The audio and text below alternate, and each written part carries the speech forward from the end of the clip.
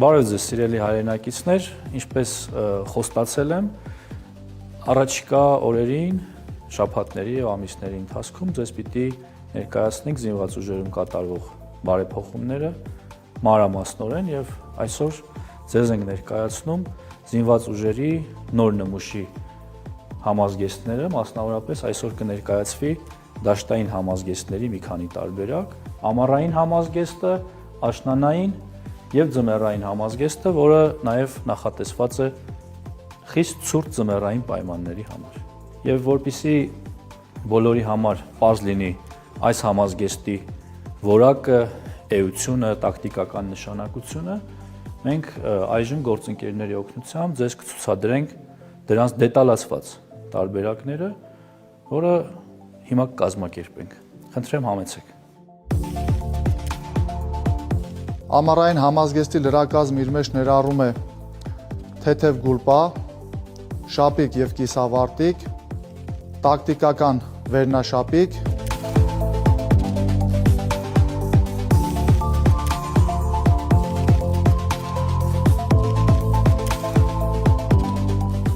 դաշտային համազգեստի լրակազմ և ճտկավոր կոշիկներ։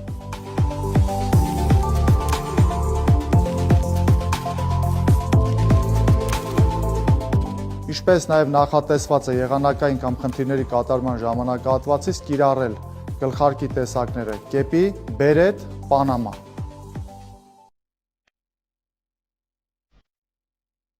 Աշնանային համազգեստի լրակազմը իրենից ներկայացնում է թեթև գուլպա, կիսավարտիկ և վերնաշապիկ, առաջին շերտի ներքնազգեստ, դաշտային համազգեստի լրակազմը,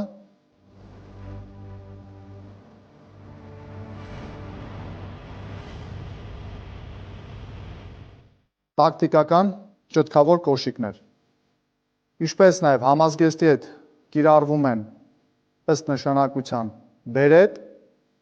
և կեպի։ Ինչպես նաև տակտիկական ձեռնոցներ ըստ նշանակության կիրառելու համար։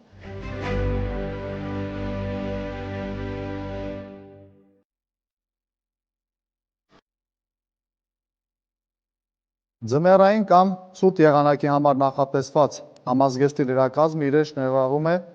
հաստ գուլպաներ, կիսավարտիկ և վարտիկ, առաջին շերտի ներքնազգեստ, երկրորդ շերտի ներքնազգեստ ջերմակարգավորիչ, երկրորդ շերտ բուդի անվանման վերնաշապիկ, դաշտային համազգեստի լրակազմ,